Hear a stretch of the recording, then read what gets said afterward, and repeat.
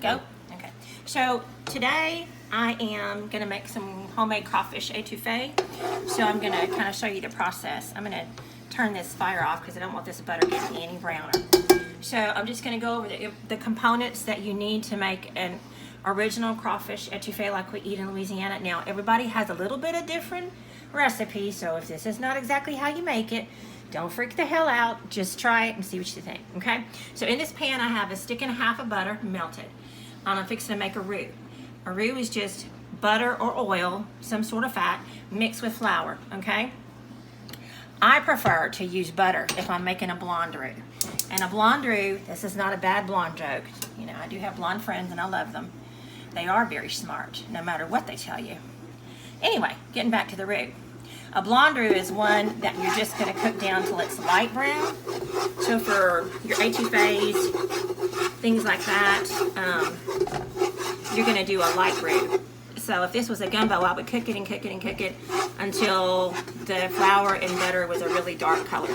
But for etouffee, you just want to get that flour cooking, okay? The worst thing you can do is not cook the flour out. Flour has got to cook down, and if you don't let it cook, it tastes terrible. So I don't really measure anything, but basically it's 1 part fat to 1 part flour. So as much fat as you use, you do the flour. I just kind of eyeball it. You can always add more flour if you need to. This looks fine to me. So I'm just going to stir this around for a little bit. I'm going to put this down on low because you've got to sit here and babysit this. You cannot walk up and leave this. You will have burnt nastiness. If you get one spot that's overdone, you got to throw the whole thing away. You got to wash the pan. You got to start over. So you cannot leave this right now, okay? So I'm going to let that sit here and watch this. So the rest of the ingredients, what I was going to tell you, the most important thing besides the roux is good Louisiana crawfish. Don't be getting some stuff from some other country, okay? It does not taste the same, and your etouffee will not taste the same. So you have to look at where you buy it at and find out if it's from Louisiana, okay? You cannot get much more Cajun than Chez Francois Seafood Shack in Lafayette. So I know this is going to be good, okay?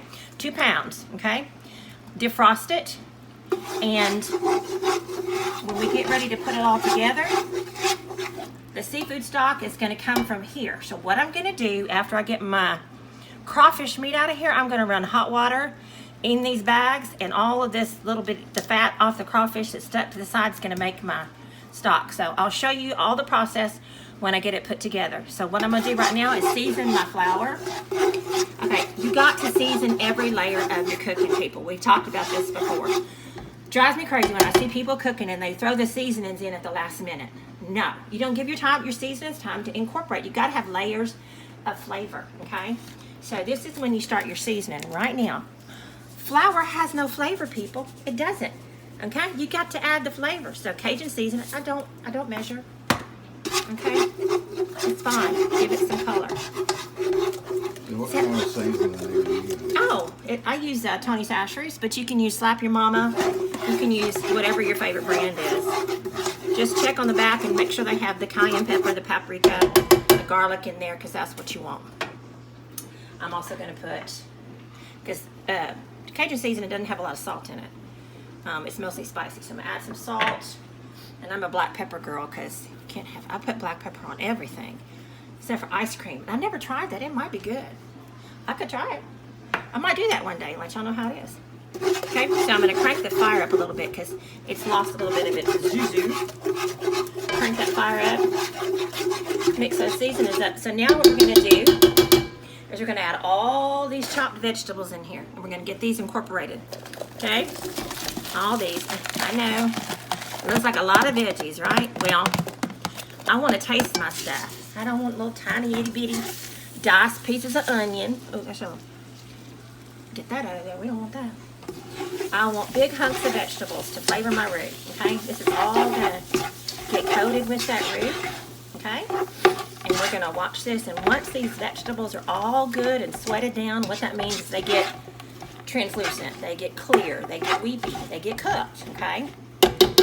Then we're going to add some the crawfish meat and all the garlic and all the other stuff. But the next thing I'm going to do now is I'm gonna season, because we've added more food, right? We didn't season the veggies, so now you go back in with more seasoning and you season the veggies, okay?